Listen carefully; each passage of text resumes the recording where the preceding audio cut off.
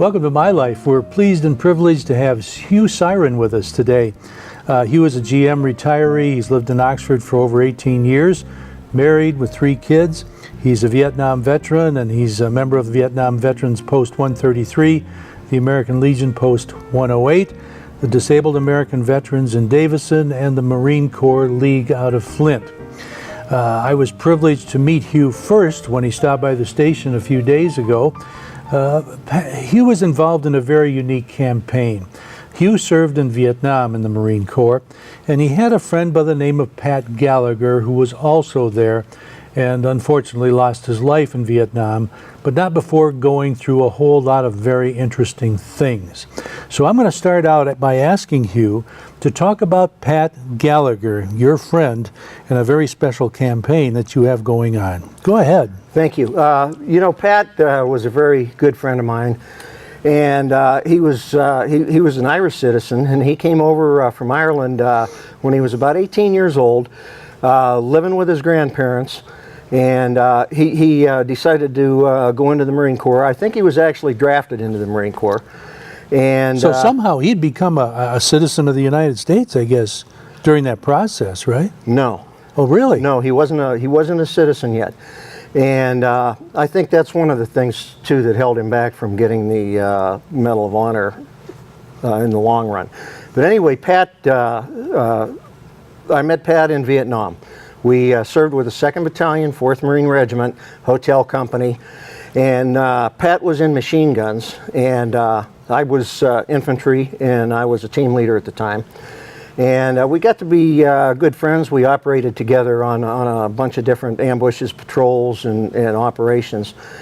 And on Operation Hastings, we were in the hills. We went down a river and we set in on a hill, and we were going to attack a North Vietnamese position. And they probed us that evening. And they hit us with, they were probing our lines, they hit us with grenades and rockets and things like that. Now when you say probe, not everybody understands what that means. What does that mean? Well, what they were doing is they were testing our line of defense there. They were trying to find the weak points.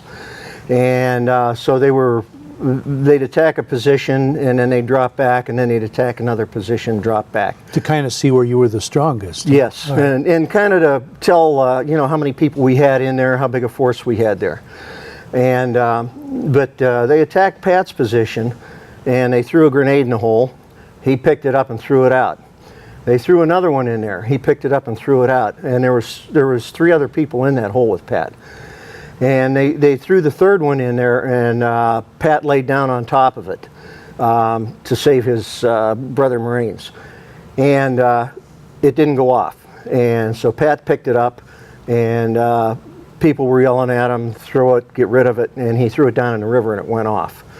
And so Pat received the Navy Cross for that bit of heroism that he did on that operation. And about 3 months later, about the middle of March, Pat was killed. And he was shot by a sniper. And so what we're trying to do now is we're trying to name a ship after Pat. There's been letters sent to the Department of Defense, and they're trying to get a DDG class missile destroyer named after Pat. And we've got a petition out there. And we're trying to get people to sign this petition. You go into Pat Gallagher USMC petition website online, and the way you sign it is with your email address, and that's your signature.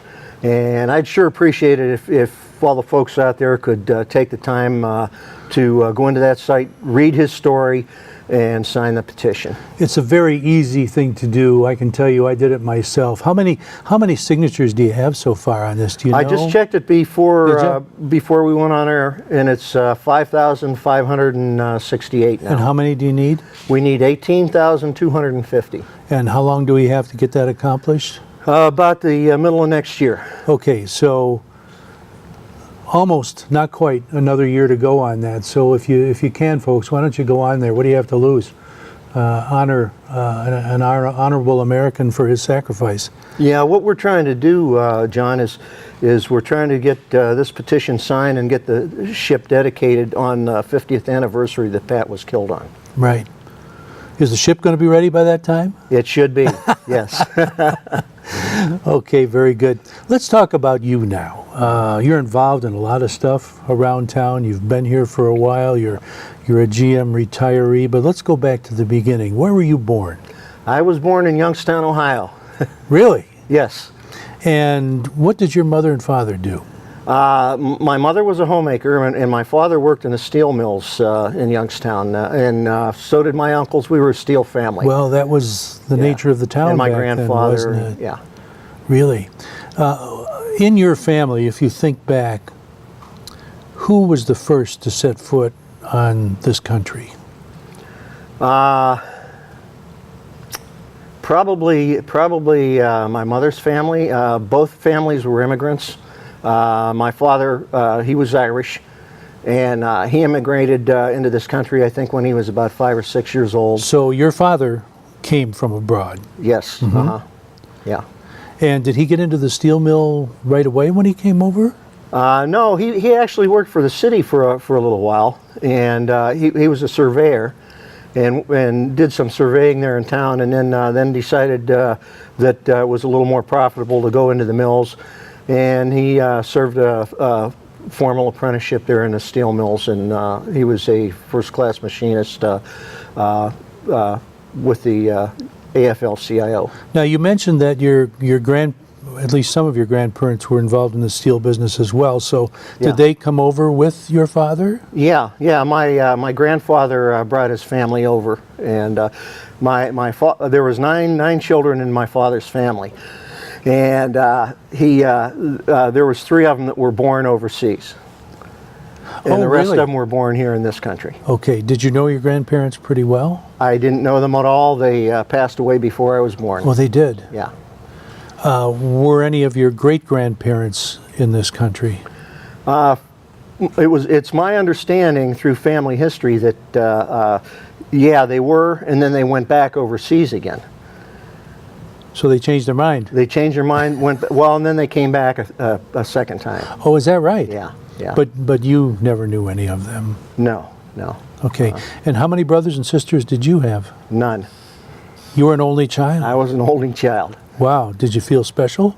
Yes, I did, actually. I had all kind of uncles and aunts, and they treated me like I was their own, and very special people. I'll bet they did. In view of your Irish heritage, were there a lot of, did that infiltrate your family celebrations and so forth? It sure did, yes. You learned all the Irish songs and... Well, some of them, yeah. Where did you, what school did you go to first? Well, I went to, growing up in Youngstown, Ohio, I went all through Catholic school there. I went to a St. Dominic's, a St. Christine's, and then I went to high school at a Cardinal Mooney High School there in Youngstown. Okay, what nuns were teaching you back then? We had the Sisters of Charity, and we had Dominicans. I'm going to talk to you next about the weapons they carried, so okay. Stay with us. We'll be right back. I've been there. I've done that, believe me. Welcome to American Legion in Oxford for the best fish on Fridays. That's right, from noon to 8:30. You can get the best walleye in Michigan. You can get walleye, baked cod, chicken strips, baked potatoes, and more. On the hall side of the Legion, oh, hello there, friends. You can have 12 friends on a table, any one of the best military museums in Michigan. And the dining side, oh, hello again. More comfortable with many 4-seat tables and a couple of 5-seaters. Now on Friday, we usually have about 400 to 500 of best friends for our fish. Carry-out? You bet. We have 50 to 60 carry-outs at the post. We have some young friends with the birthdays and some of our best seniors at the post. Oh yeah, waitresses, they go like a track waitress to get your food. If you have never enjoyed our secret's famous walleye at the Legion, come on in. Every Friday from noon to 8:30 at the American Legion Post 108 on 130 East Rainer Road, Oxford. Back with Hugh Syron, talking about your early education days under the nuns. That's right. I believe you said Dominican Sisters was one of them? Yeah, and we had Sisters of Charity. Also, they mostly were in the high school that I went to, Youngstown Cardinal Mooney. Okay, but and if that's not enough, you were mentioned to me off camera that some of those were also your father's teachers. Is that right? No, they were friends of my father. Friends of your father's. Yeah, yeah. My dad, he did a lot of charity work there in Youngstown, and he was on like the hospital board, and then he was treasurer for the halfway houses in town and things like that. And there was a lot of the clergy that were involved with that stuff too. So he got to be friends with these people there. The principal at the high school that I went to, well, at the time it was Monsignor Hughes, so when he retired he's Bishop Hughes. But they were very close friends. So you had to toe the line. I definitely had to toe the line. Because everybody had their eyes on you. Oh yeah. Now, how old was your dad when he came over from Ireland? I believe he was like around 6 or 7 years old maybe. Did he ever talk to you about the turmoil of mixing in with the locals as far as the language problems and stuff like that? He never really had a language problem, as far as I know. I mean, he didn't speak with much of an accent at all. Okay. And he, most of his friends in our family, he socialized with were Irish. So there was a large Irish population in Youngstown at that time? There sure was. Okay. Yeah. What was one of the favorite things that you remember about your family life when you were a youngster? Any favorite celebrations or anything like that? Well, we always had big family celebrations because there was 9 brothers and sisters on my dad's side and 9 brothers and sisters on my mother's side also, and then you multiply that by spouses and things. So I love the big get-togethers, we'd go play ball, we'd socialize a lot, and my cousins, most of my cousins, we grew up like brothers rather than cousins. And do you remember, as far as school activities go, did you play any sports? No, I didn't. Okay. What were some of your favorite activities when you were going to grade school? Any extracurriculars you were involved with, or? Grade school, I like to work all my life. I've liked to work with my hands. I like building things and doing. It didn't matter what I was doing, but as long as I was working with my hands, I was happy. Right. Now, did you live right in the city of Youngstown, or were you kind of in the outskirts? No, we lived right in the city. We were on the west side of Youngstown. Okay. Did you have any chores that your dad expected you to do every week? Oh, yeah. Or what kind of stuff were you expected to do? Well, I took care of the lawn and everything, and then I helped my mother with the housework and things like that. So, okay, you went through 8 years of Catholic education in grade school. And then you went to you also went to a Catholic high school. What was the name of that one again? Youngstown Cardinal Mooney High School. Okay.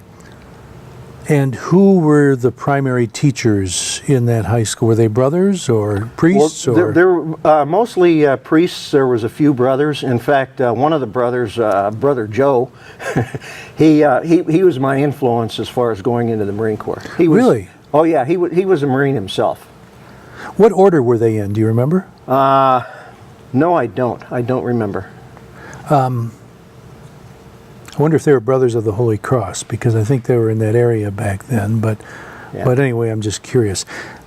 What about extra activities when you were in high school? Anything you can remember? Were you in any sports then? Well, I played intramural basketball, but I loved the artwork. I was involved in a lot of artwork. I did artwork on the sets for plays and things like that. And I had a very special art teacher there, this Sister Margaret Ann. And she was a sister of charity, and she was a world-known artist. She did one-man shows all over the world and had a real background. And she taught me a lot. I learned a lot from her, and she really kept my interest into the art end of things. And that kind of took you into your career, didn't it, come to think of it? Yeah, in a roundabout way, yeah. Okay, so you graduated from high school, what, 64, 65, somewhere in there? 63. 63. The Vietnam War was going very strongly then. What kinds of things were going through your mind as you headed into your senior year? Well, like I said, I've got a very strong family background. And my uncles, most of them served during the war. I had 3 uncles that served in the D-Day invasion. One of them was a medical officer in the first wave on Omaha Beach. Another one, he was 82nd Airborne. And then I had an uncle that he was a crew chief on a B-29 bomber in the South Pacific, flew out of Guam. But, you know, those guys did their part, and I felt I had to do my part. Did they talk much about their experiences during World War II? A little, but not a whole lot. Did you entertain the option of going to college or anything like that? Well, yeah, in fact, I did go to college for a year and a half. Oh, you did? Where to? Youngstown State University. Okay. Yeah. And what made you change your mind about that? Well, like I said, I was involved in I was going to make a career out of my artwork and that. And when I went to college, I went there for about a year and a half before I went to the Marine Corps, and I was working in the steel mills at the same time. But, you know, you had that hippie attitude there in school, and, you know, the art department there, they were, you know, it was a step down for me from the education I got at Cardinal Mooney, you know. And so I got bored with it and all that, and I figured, you know, this is time for me to hit the bricks and go into the Marine Corps. Okay, very good. Now, where in your life did you meet Diane, your wife?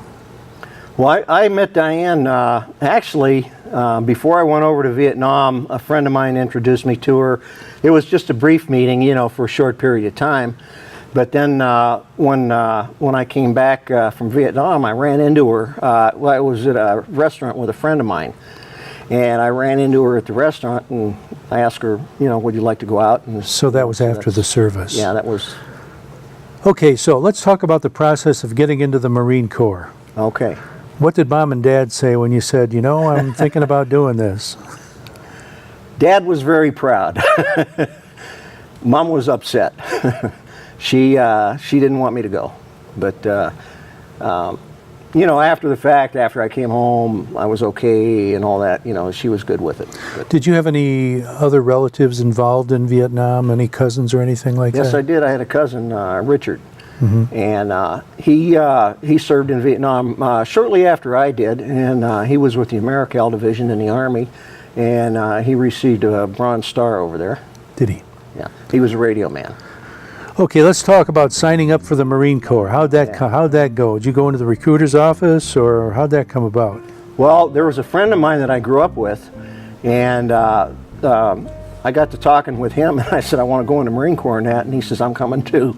So he went down there, and the two of us talked to the recruiter and signed us up right away, and I think it wasn't even a month later we were on our way. Okay, we need to take a break right now. Okay. We'll come back and talk more about the Marine Corps' 2-for-1 in just a minute.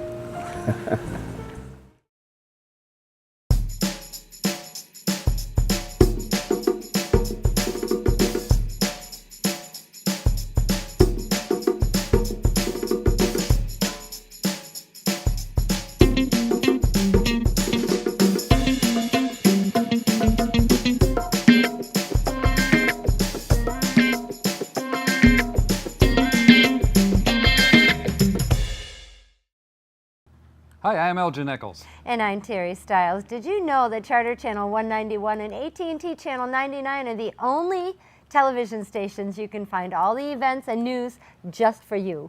Oxford News This Week is your news closer to home. Catch us right here weekdays at noon, 6:30 and 11 p.m. and weekends at noon and 11 p.m. See you there. Back with Hugh Syron, just talking about signing up for the Marine Corps. You had a buddy with you. Tell us more how that came about. Well, he and I grew up together, and we were just talking one day, and you know, I said, hey Don, I'm going to go into the Marine Corps, and I'm going to go down and sign up. And he says, well, I'm coming too. You didn't have to talk him into it. Didn't have to talk him into it. And it was all right with his folks and everything. Well, he was being raised by his grandparents. Oh, he was. Yeah, and his grandparents kind of hemmed and hawed around a little bit, and then finally they gave in, and they realized it was a good thing for him, and so we went down and signed up together. Okay, so tell me what happened after that. You signed up. Then what? Then we went to Parris Island, and basic training, and went through basic training there, and wasn't Did that easy. surprise you? Pardon me? Did that surprise you? That basic training. Did basic training surprise you? Not really. I kind of had an idea what it was like. Like I said, I had uncles that were in the service and that, and they said it isn't going to be easy. But it won't last forever. Right. It'll seem like it lasts forever. Right. Okay, continue. Go ahead. So then we went to ITR, Which is? Advanced Infantry Training. Okay, did you have a choice in that, or, I mean, if did you have different advanced trainings you could have selected? Or? Yeah, I did. And but anyway, when we got out of ITR, I spent some time down at Camp Lejeune working with force troops down there. They had me operating anti-personnel radar, and I kind of got bored and didn't like what I was doing. And everybody's out in the field running around and playing war games and everything, and I'm playing with this radar thing, and it just wasn't me. And so I volunteered to go to Vietnam. I asked them if they'd send me. Was your buddy still assigned with you at this time, or did they No, he send went him in a different somewhere else? direction. Okay. Yeah. He went into the air wing, and he was a side gunner on a helicopter. Okay, so from that you went to Vietnam, is that correct? Mm-hmm. Yep. Okay, tell me where you went to first in Vietnam. Well, I went to Da Nang first, and What did they have you doing there? well, actually, I just went in and out of there. I went to dispersing, and we had some people coming from the company that I was going to belong to in and pick me up and then take me to my unit. Mm-hmm. And What were your thoughts when you first set foot in Vietnam? I thought it was a busier location, Da Nang, than I figured it would be. A lot of turmoil going on there. To be honest with you, I couldn't wait to get out of that situation and get into my unit. Mm-hmm. You wanted to start doing what you had been trained for. Right. Okay, so how long were you actually in Da Nang? I was just in Da Nang overnight. Overnight, then you went where from there? Then I went to my unit, which was out in the field. Operation Starlight was just ending, and they flew me out there. And the company that I went into, they lost most of that company on that operation. And so they needed to get me out there right away, and other recruits, But we didn't see any action out there right at the very end of Starlight. But there was only, I think in our company, there was only 9 people that walked out of there from our company that served through the whole operation. When they first got you out there and sat you down and described what was going on, what did they say to you? Not a whole lot, to tell you the truth. Basically, they reminded me I knew my job, and we had a lot of people. See, the difference between the Marine Corps at that point and the Army was the Army used to take whole units over there, and throw them into the fire. Where the Marine Corps, we had experienced people in there already, and they kind of took me under their wing, this is a squad you're going to be in. I had a squad leader that had seen some action, and he kind of watched the younger guys and took care of us. So when you say squad, how many guys would that have 14 been? people at that time. So that's really a small number. Yeah. And you guys all lived in kind of the same location out in the field? Was it like a tent city or what?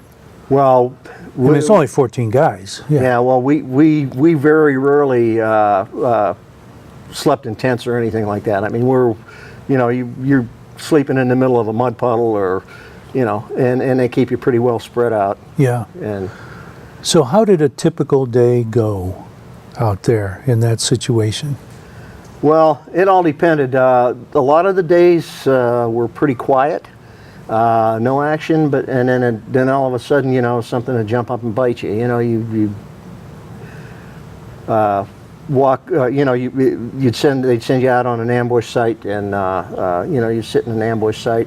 You do that 10, 15 times, and then all of a sudden, the 16th time, boom, you have people walk in there.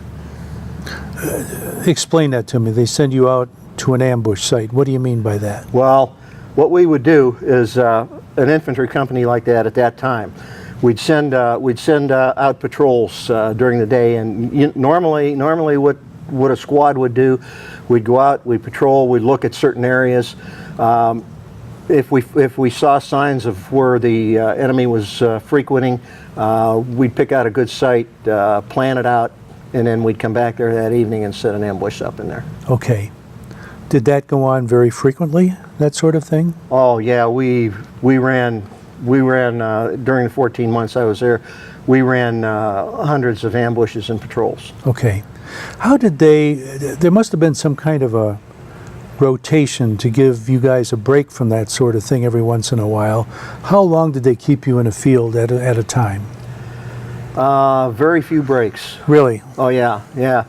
Normally the only reason we'd go back in was to refit, pick up gear, clothing, things like that, and then we'd be back out again. It was pretty hot and heavy during that period of time. What was the best thing you remember about being out in the field? The people, the brotherhood. These guys are like my family, I've heard it said that in a wartime situation, you're not really any more of the mindset that you're fighting for your country, but you're fighting for your buddies. That's and you're true. looking out for each other's lives. That's true. That's absolutely true.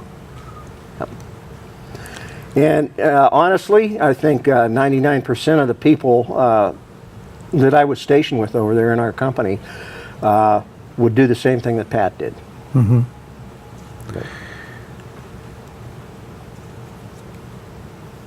What was your next assignment after, or was that, did you leave Vietnam after that experience? After being out in the field? I was still there for a while. You were? I was still there. Like I said, March of '67 was when Pat was killed over there. Right. And it was right around that time that I came home. Okay. When did you first meet Pat? Almost shortly right after I got there. They assigned gun teams to different squads and sometimes platoon actions and things like that. And they would change them up on a regular basis. But Pat, right off the bat, he was one of our gun teams and they'd go out with us. And okay, very good. I want to talk more about that when we come back. So okay. Please, we're going to actually, I made a mistake here. I got so involved in our conversation. We're going to have a second episode with Hugh Syron and talk more about his experiences in Vietnam and about the rest of his life leading towards retirement. So please join us for that. Hugh Syron, thank you for watching My Life.